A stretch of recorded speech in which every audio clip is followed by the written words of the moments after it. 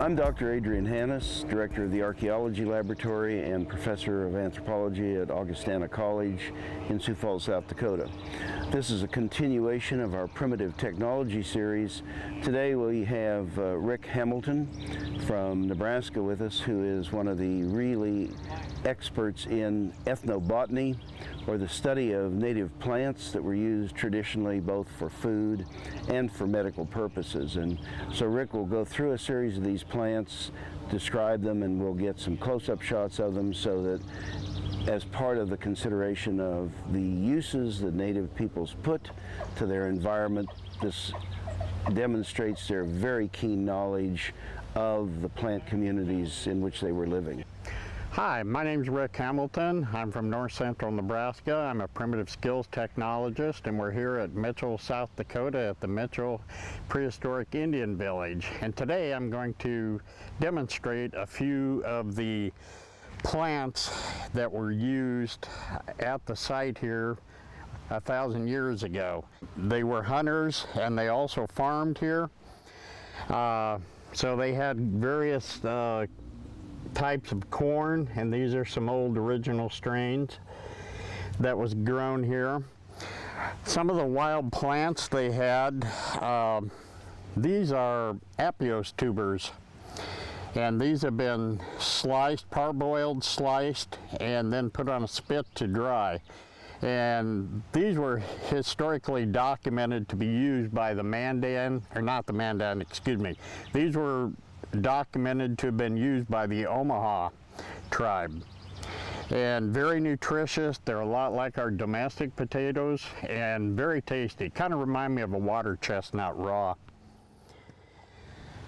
Another plant they use more medicinally than for eating was the echinacea, or purple coneflower. And on these, the roots were used. And they work quite well for toothaches, headaches, that type of thing. Scrape the root and chew it if you have a really bad abscess tooth, and the pain will go away in about 5 minutes. And I've actually tried these, they work well. One of the problems they would have had back then 1,000 years ago was preserving the food. And one of the methods they used to do that was drying. And these are choke cherries that have been pounded with a stone maul, just sat out in the sun and dried. And these cakes like this will last forever. This one is about 12 years old and it's still edible. Other than being passed around at demos, it's excellent. And they would rehydrate these in boiling water, and you had a highly nutritious meal full of vitamin C. And this was one of the main ingredients used in the making of pemmican, which was probably done here. They would mix meat with that and carry that and sustain them for long periods on their travels if they were hunting.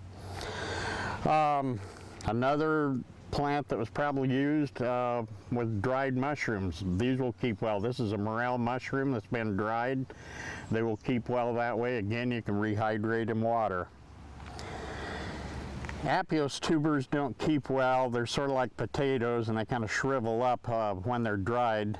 But these grow one after another on a long string. And the French called these rosary beads because of that descriptive term.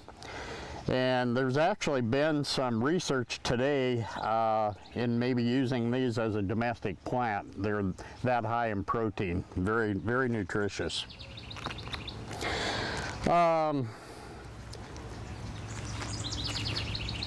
Cordage was an item which it means string or fibers used for making rope. And these were used for all kinds of things, for making string, for fire drills, for making their fires.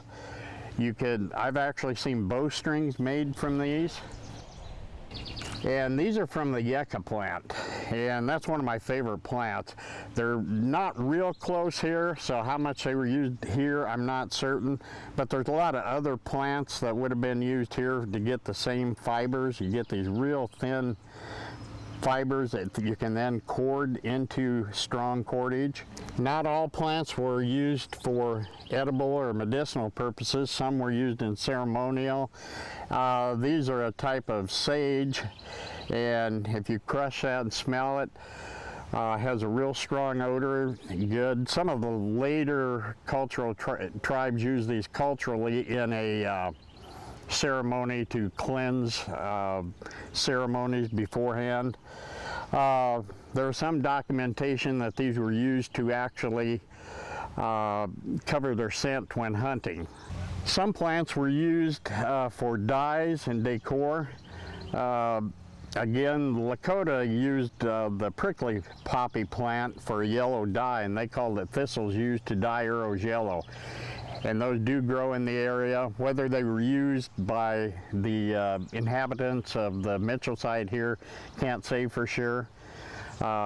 This is Pacoon plant used to crest the arrows red. So they used plants not only for edible, medicinal, but also utilitarian purposes to dye colors and various things.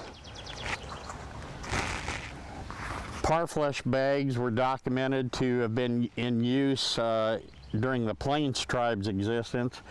I'm sure they used this type of container or something similar at the site here, but being organic, they don't last that well in cache pits. However, this was made with rawhide from deer. The colors have all been done with natural plants, sumac for some of the reds, boiled walnut hulls for some of the brown.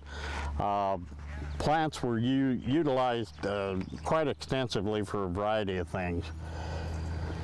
These are tobacco seed pods, and tobacco was grown by the Mandan, Arikara, along the Missouri River in later years after this site, but I do believe they have found tobacco seeds at the site here also. So these are some bean seeds. Beans were grown extensively by the people here, and these are an old strain of beans.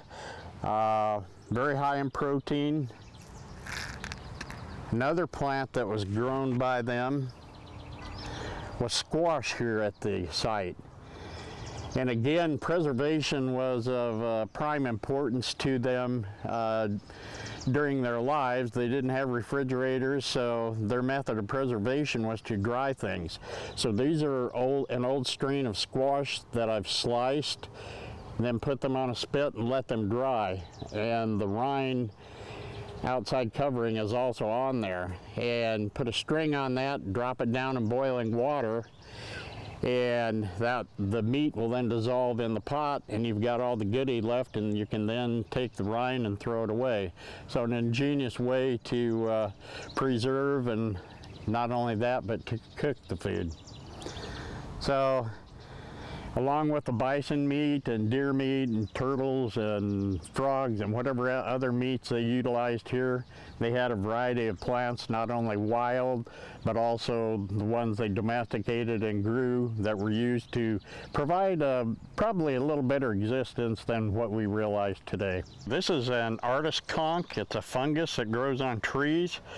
They call it an artist conch because when you first pick these from the tree, this is fresh and you can etch designs in it, and a lot of artists like to portray different scenes in there, and that will stay when it dries. Of course, the natives here had other uses. They used it for tinder for catching an ember from friction fires like the bow drill or hand drill. And they use this corky part in here, take that out, let it dry in the sun, and that will actually catch a spark from a flint and steel, or if you have an ember produced by a fire bow drill, that will then be used to start the ember into a flame. Again, my name's Rick Hamilton. I'm from Nebraska, and we're here at the Mitchell Prehistoric Indian Village. It's been my pleasure to show you these different plants and things. Thank you. This demonstration just really skims the surface of the much vaster knowledge that the native peoples had of their plant communities, animal communities, the environment generally speaking. This is meant to sort of give us a very brief introduction, and I thank you for your attention. I'm Dr. Adrien Hannus from Augustana College. Thank you.